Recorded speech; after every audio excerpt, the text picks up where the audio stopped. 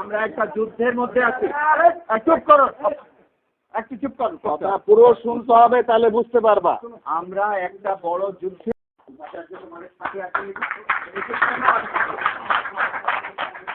আমরা একটা যুদ্ধের মধ্যে আছি। চুপ করো, একটু চুপ করো, কথা পুরো শুনতে হবে, তাহলে বুঝতে পারবা। আমরা একটা বড় যুদ্ধের মধ্যে আছি। আজকে তোমরা যদি কেউ দেখে থাকো, আজকে ওই যে এটিএন নিউজের তোমার ওই যে নিউজ আওয়ার এক্সট্রা, সেখানে আমি আজকে সেখানেও ছিলাম। এই যে ঘটনাটা ঘটে, আমি বলবো পুরোটা শুনলে তারপরে বুঝতে পারবা। আজকে কি কথা বলে? আমি আমাদের ছাত্রলীগের জেনারেল সেক্রেটারি রাজীব, তাকে বহিষ্কার করার ব্যাপারে আমি কোনো লিখিত কিছুই দেই নাই। পরিষ্কার কর।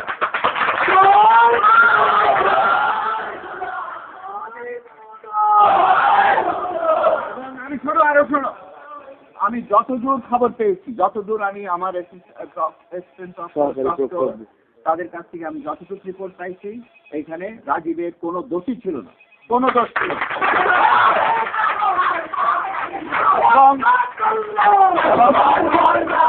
আরো থামো, তার বহিষ্কারের কোনো প্রশ্নই আসে না, কোনো প্রশ্নই আসে না।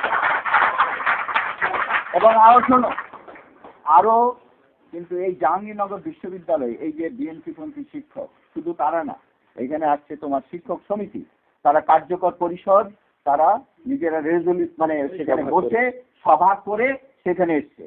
সেই জন্য সাময়িকভাবে আমি এই কথাটা বলেছি, মৌখিকভাবে। এবং এখনো তো আমি বলে দিয়েছিলাম, কোনো লিখিত হয়নি তো, এখনো আমি বলছি।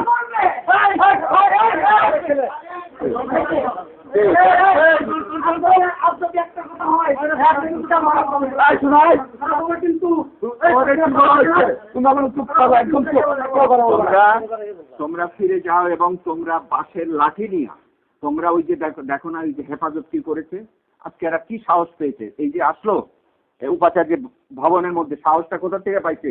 ওই শাপলা চত্বরে ওই হেফাজত এবং এই বিএনপি জামাত, তাদের জন্য। কিন্তু এটা আমি একটা জিনিস বলে রাখি, যে ঘটনা তারা ঘটাইছে, সেখানে আমাদের এখানে তো বসে আছেন, ওই যে তোমরা তোমাদের চোখের সামনে দিয়ে আসছেন আমাদের একজন প্রভাইস চ্যান্সেলর, তিনি আহত সেইখানের ঘটনায়।